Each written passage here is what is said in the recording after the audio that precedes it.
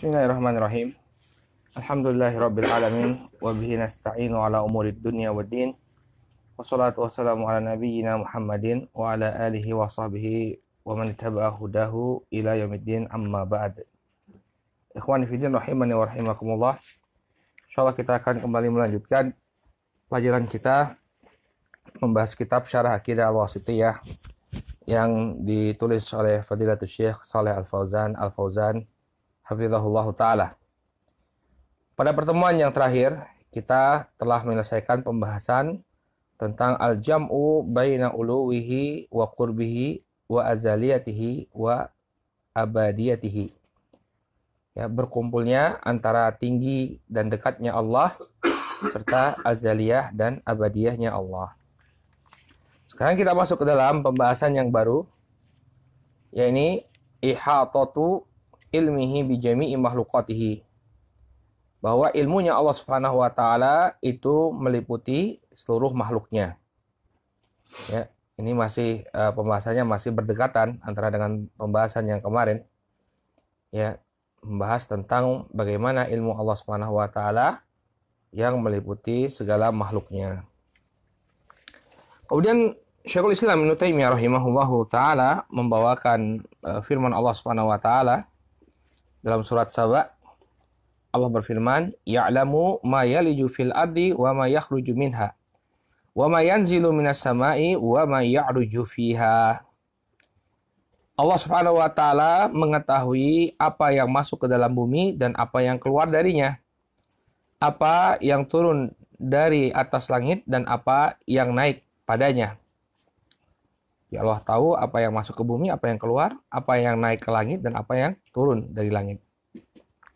Wa qauluhu, demikian juga Allah berfirman, wa indahu mafatihul ghaibi la ya'lamuha illahu wa ya'lamu ma fil barri wal bahri wa ma tasqutu min waraqatin illa ya'lamuha wa la habbatin fi dhulumatil ardi wa la ratbin wa la yabisin illa fi kitabim mubin.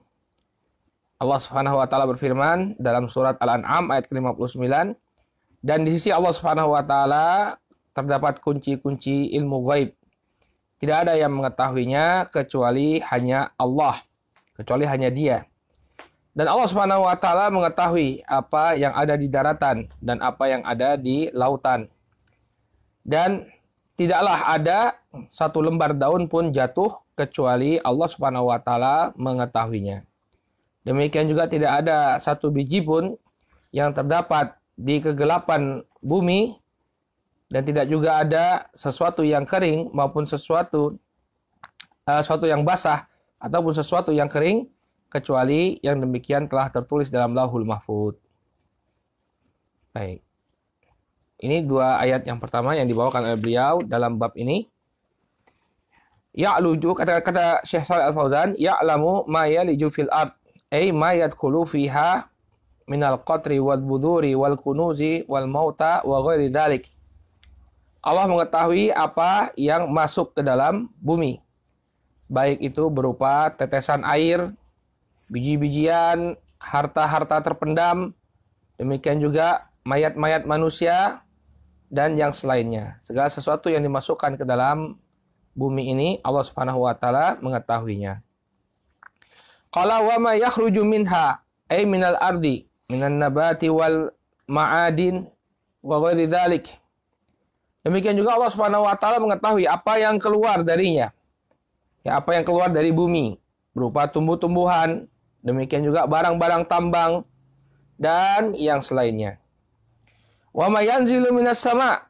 Demikian juga Allah mengetahui apa yang turun dari langit, ay minal matari wal malaikah wa ghairi dzalik. Berupa hujan dan juga para malaikat dan yang selainnya. Wa ma ya'ruju fiha ay yas'adu fis sama'i minal malaikah min malaikatin wa a'malin wa ghairi dzalik. Dan Allah Subhanahu wa taala juga mengetahui apa yang naik ke atas langit. Ya. Baik itu berupa malaikat atau amalan-amalan saleh. Ya, amalan-amalan saleh naik ke atas langit. Wa syahidu min ayatil karimah anna fiha itsbata ilmillahi subhanahu al-muhiti bi kulli syai'. Maka syahid dari ayat yang mulia ini bahwa di dalamnya terdapat penetapan ilmu Allah yang meliputi segala sesuatu. Tidak ada satupun yang luput dari ilmunya Allah Subhanahu wa taala. Kemudian wa qauluhu wa indahu mafatihul ghaib. Indallahi wahdah khazainul ghaib. Kemudian Allah Subhanahu wa taala berfirman, ya, dan di sisinya lah kunci-kunci ilmu ghaib atau kunci-kunci ghaib. Maksudnya di sisi Allah sajalah ya khazainul ghaib, perbendaharaan ilmu ghaib.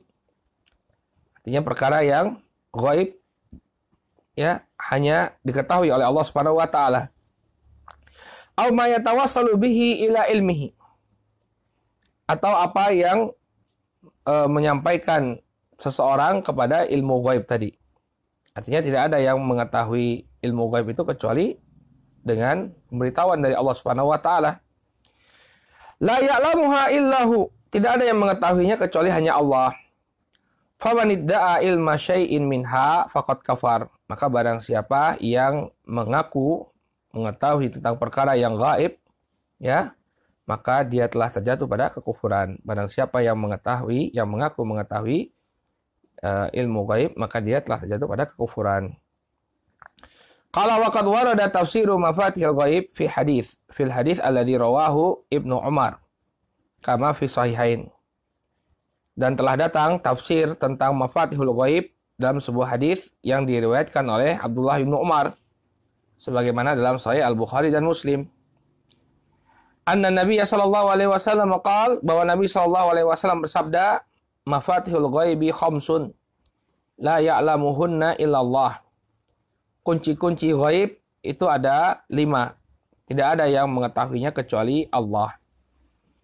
Tsumma qara'a hadhil ayah, lalu Nabi sallallahu alaihi wasallam membacakan ayat ini, innallaha indahu ilmus sa'ah wa yunazzilul ghaitsu wa ya'lamu ma fil arham wa ma tadri nafsun madza taksibu ghada wa ma tadri nafsun bi ayyi ardin tamut.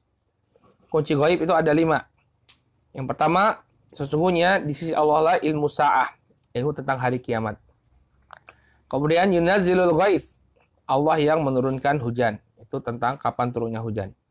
Wa ya'lamu ma fil arham, kemudian dialah yang mengetahui apa yang ada di dalam rahim. Ya.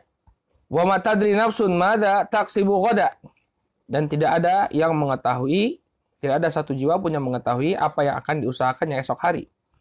Wa ma tadri nafsun bi ayyi ardi tamut, dan tidak ada seseorang yang mengetahui di bumi mana dia akan meninggal dunia. Di bumi mana dia akan meninggal dunia. Baik. Sebentar ya.